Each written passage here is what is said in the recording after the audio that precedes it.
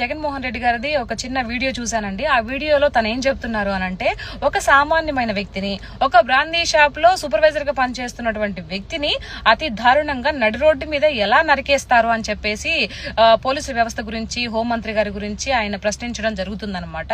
So దాన్ని బట్టి నేను మాట్లాడుతున్నాను. సార్ జగన్మోహన్ రెడ్డి గారు, మీరు ముఖ్యమంత్రిగా ఉన్నప్పుడు, పోలీసులంతా మీ కనుసైగుల్లో ఉన్నప్పుడు డాక్టర్ సుధాకర్ గారు గుర్తుందా సార్ మీకు? డాక్టర్ సుధాకర్ గారు 20 సంవత్సరాల అనుభవం ఉన్నటువంటి ఒక అనెస్థీషియా డాక్టర్ ని మాస్క్లు అడిగిన పాపానికి అతన్ని ఎలా చంపేశారు సార్?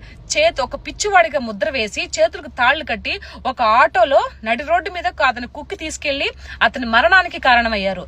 అతని యొక్క తల్లి కడుపు కోతకి కారణమయ్యారు. అప్పుడు మీకేం కనిపించలేదు, ఏం వినిపించలేదా సార్? అప్పుడు మీ పోలీసు వ్యవస్థే కదా ఉండింది, మీ పోలీసులే కదా అతను తీసుకెళ్ళింది. అప్పుడేం మీకు వినిపించలేదా, కనిపించలేదా? మాట్లాడాలని బాధ్యత లేదా అప్పుడు మీకు?